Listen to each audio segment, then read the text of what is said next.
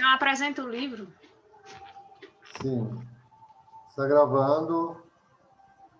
Estamos estudando o livro As Diferenças do Judaísmo e Cristianismo, de Trude Weiss Rosmarin, da década de 40, essa autora.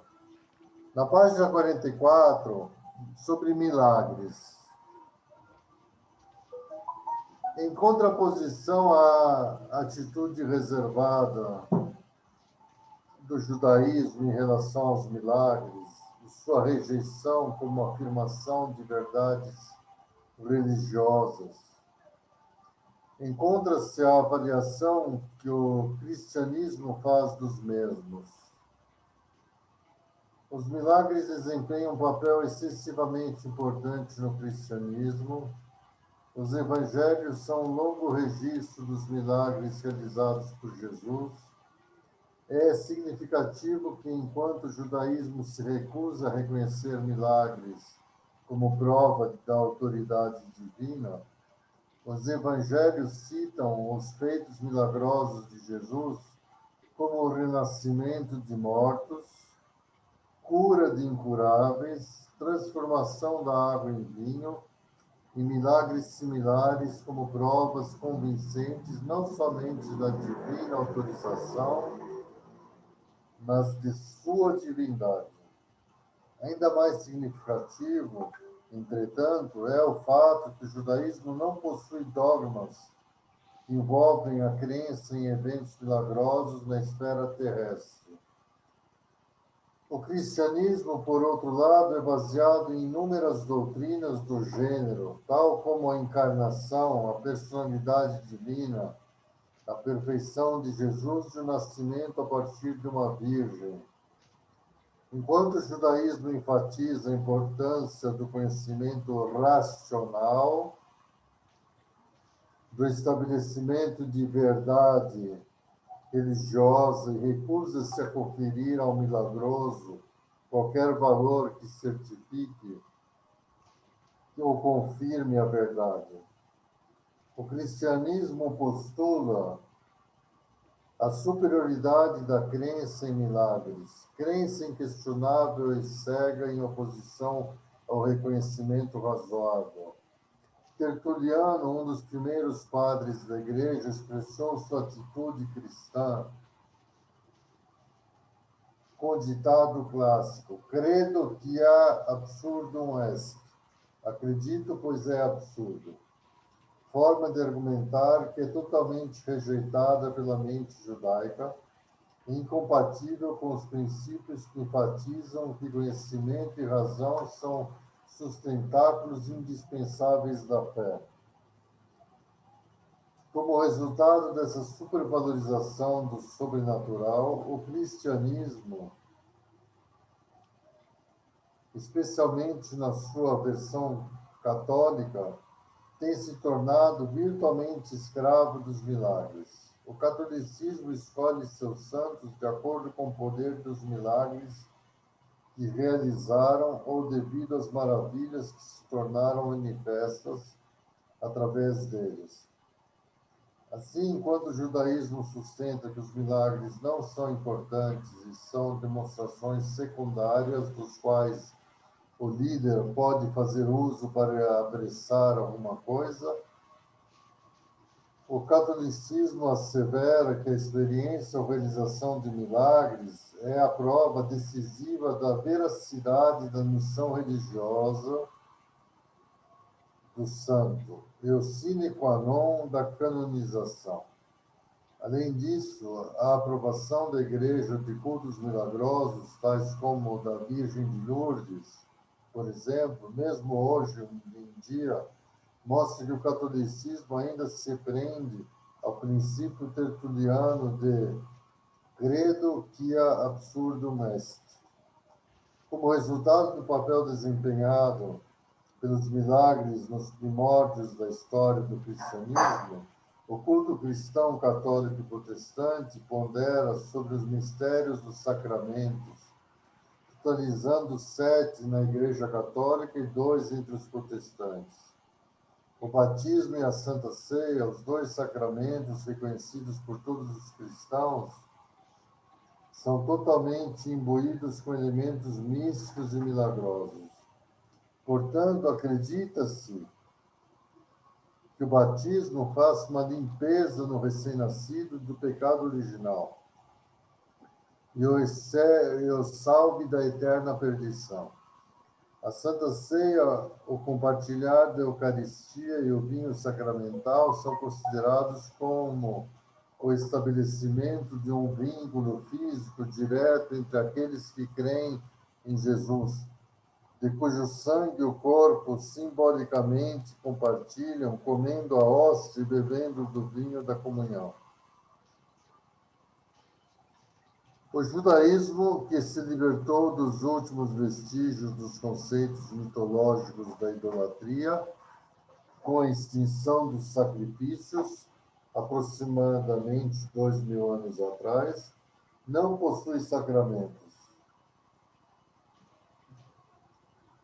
Seu verdadeiro teor é incompatível com o conceito mitológico da transubstanciação, a crença na transformação da hóstia no corpo de Cristo e do vinho em seu sangue, sagrada para todos os católicos confessos.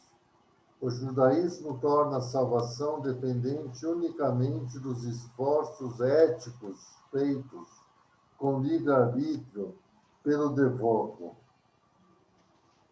O ritual da sinagoga, entretanto, não contém qualquer oração, sacramento ou simbolismo pelos quais a salvação pode ser magicamente atingida.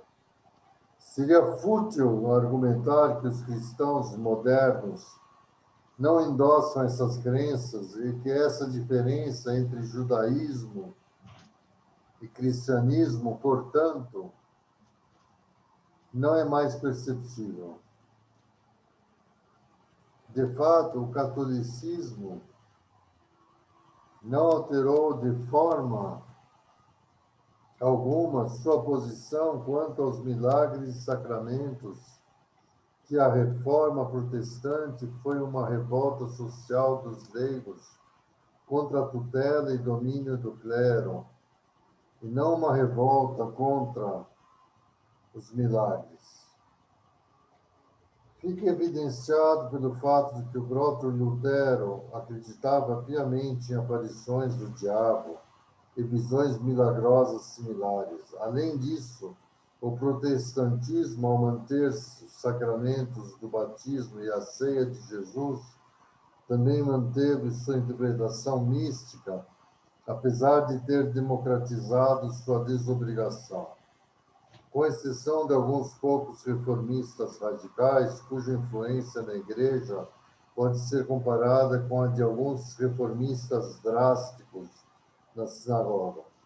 Os protestantes aceitam os milagres registrados no Novo Testamento ao pé da letra e submetem-se aos básicos ensinamentos do cristianismo, com os quais os milagres são inseparavelmente entrelaçados. A crença cristã, nas suas várias interpretações protestantes, é, portanto, ainda justificada pela fé, em oposição ao judaísmo, que torna o conhecimento de Deus o primeiro pré-requisito da crença. Devido ao empenho de gerações e gerações de rabinos e pensadores que aplicaram a luz da razão a cada princípio e ensinamento do judaísmo, não há virtualmente nada na crença autorizada judaica. É claro que existem superstições populares, que seja contrário à razão e às leis da natureza. Para dar só um exemplo, a crença na ascensão de Elias aos céus, numa carruagem de fogo, é pouco importante do ponto de vista judaico, e pode, portanto, ser explicada alegoricamente. A ascensão de Jesus, entretanto, é muito importante ao cristianismo e interpretar esse fato alegoricamente acarretaria em provar as religiões cristãs que sua própria base justificativa. Paulo, portanto, estava certo em advertir os coríntios contra qualquer dúvida sobre a ressurreição de Jesus, pois se Cristo não ressuscitou, vazia é a nossa obrigação, vazia também a vossa fé. Acontece mesmo que somos falsas testemunhas de Deus, pois atestamos contra Deus que ele ressuscitou a Cristo. Primeira Epístola de São Paulo aos Coríntios, capítulo 15, versículo 14 e seguintes até 22. Graças a essa total desobrigação de acreditar em milagres, o judaísmo se mantém em melhor posição que o cristianismo em face da emergência da ciência moderna. A teoria da evolução não é necessariamente contrária ao espírito do judaísmo, de sua interpretação da criação, pois há uma antiga afirmação rabínica que equivale a dizer que a criação do mundo, tal como o conhecemos, foi precedida pela criação e destruição de outros mundos. Bereshit Rabá 3, versículo 7. A crença judaica em Deus como incomparável e único poder criativo, unificado, não é afetada se assumirmos que a criação deu-se através de um único ato ou por um processo contínuo, pois o judeu não agradece diariamente a Deus, que renova a obra da criação todos os dias. Como resultado, o empenho que a Igreja exibe em reprimir as heresias de homens como Copérnico, Giordano, Bruno e vários outros cientistas que pagaram alto preço por sua integridade e ousadia como estudiosos.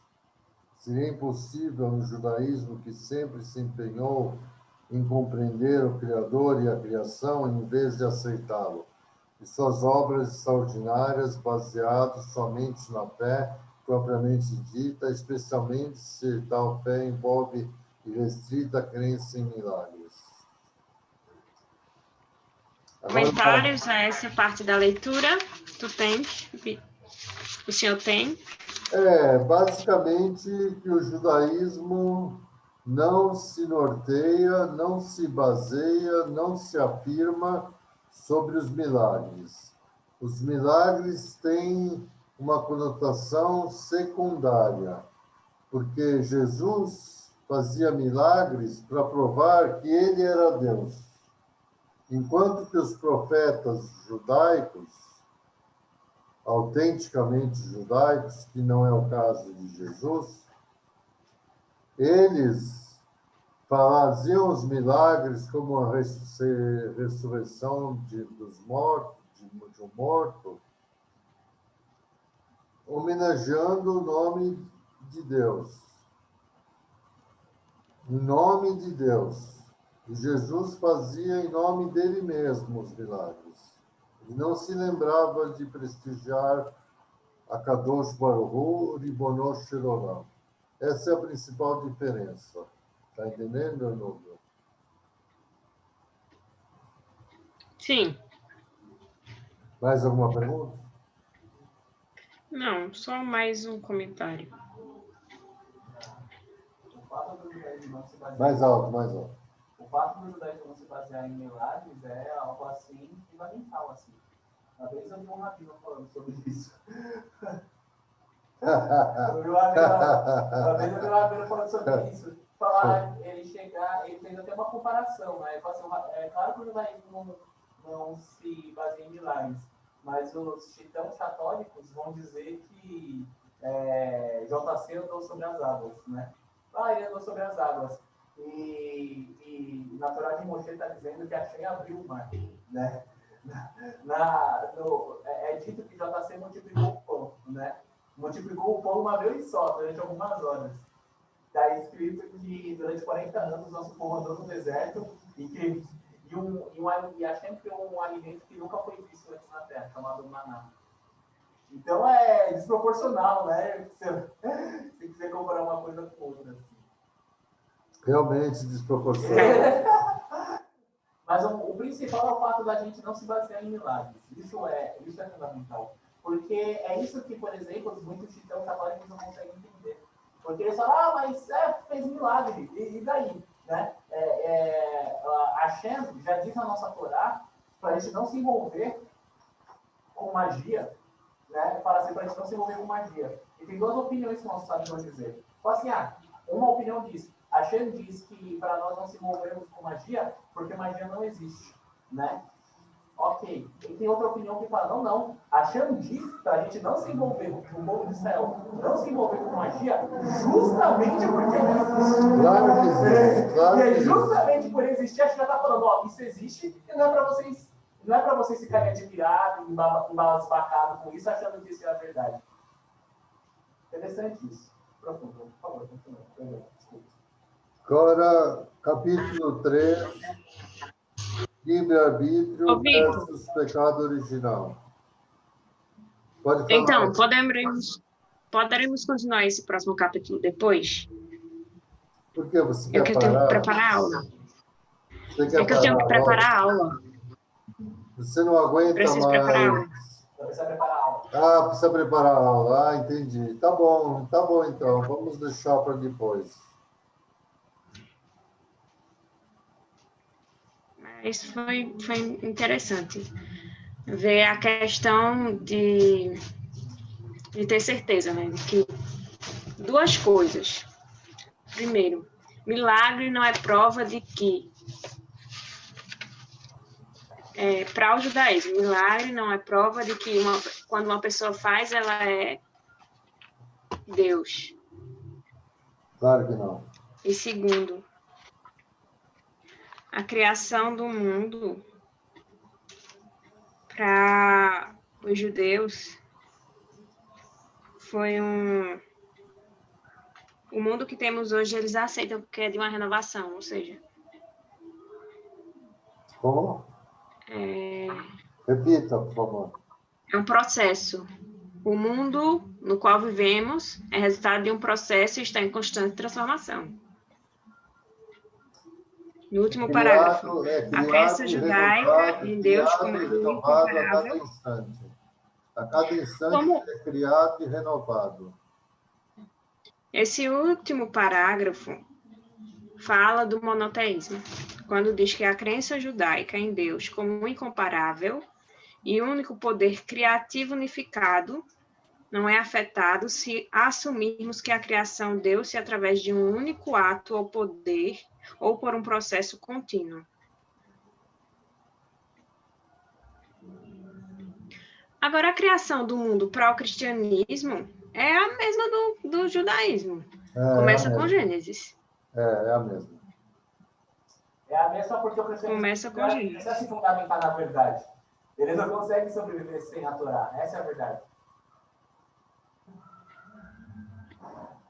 Não consegue, não tem como. Hã? Não tem como. Porque o Novo Testamento depende do Velho Testamento, e essa é a colocação deles, e é o termo escrito na Bíblia Sagrada deles, dos cristãos. Não tem como se dissociar. É impossível.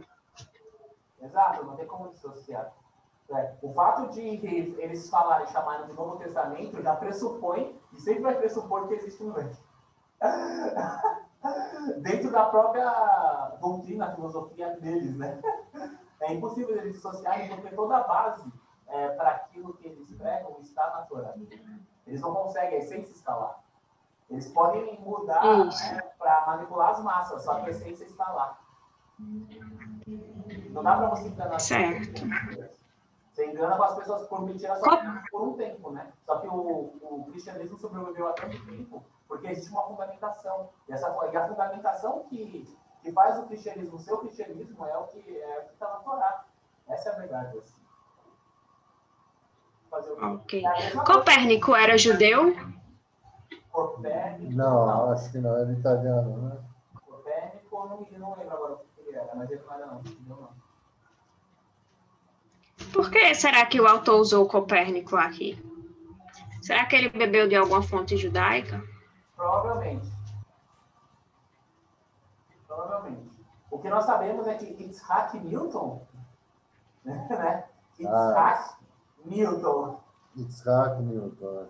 Pois é. Ele sabia que existia um código da Bíblia, só que ele não tinha os computadores para poder investigar os códigos de sequências de letras equidistantes, conforme foi descoberto durante a Segunda Guerra Mundial por um rabino chamado Weissmandel, que salvou várias vidas de judeus húngaros, e que ele copiou o Gênesis em matrizes de 10 linhas de 10 colunas e achou um código.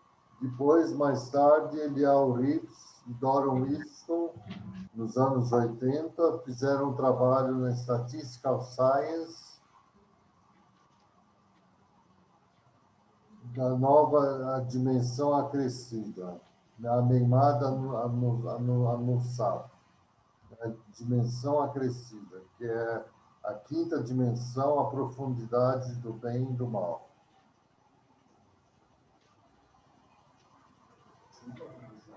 Quinta dimensão. A profundidade do bem e do mal. Isso é um outro show.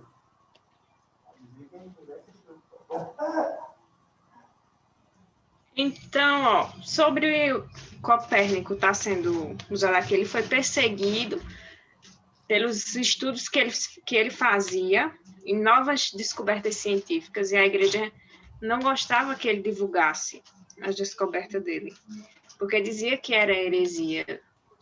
Era heresia. O Copérnico, ele foi... O que para o judaísmo, as descobertas científicas de Copérnico não seria problema algum. Ah, não? Não. Não. Porque o judaísmo caminha junto com a ciência. A ciência caminha junto com o judaísmo. Na verdade, a Kabbalah, há mais de 1.500 anos. mais de 1.500. Nenhum cientista pode ameaçar a origem do monoteísmo. Não. Nenhuma descoberta científica. Não. Para falar a verdade, a ciência encaminha para isso o tempo todo. Mas o cristianismo, na era medieval, perseguiu cientistas com medo deles falarem coisas que a igreja iria ser abalada, porque ela tinha o poder, né? Era heresia estudar, divulgar uma descoberta, dizer que a Terra não era redonda, e sim que ela chegava a um fim. O centro do universo, que o Sol era o centro do sistema solar e não a Terra, né? Pois é. Hoje em dia sabe muita coisa sobre essas mentalidades da era medieval e enfim. Bom, valeu por hoje já. Quanto tempo foi essa leitura e esses comentários? 50 minutos. Quanto tempo de... 50 minutos. 30? Não. 50? 50. Mais do que o combinado. Tá bom, depois a gente conversa. Um beijo, tchau. Boa noite, tchau. Boa noite. Tchau. Para o jovem também. Tchau.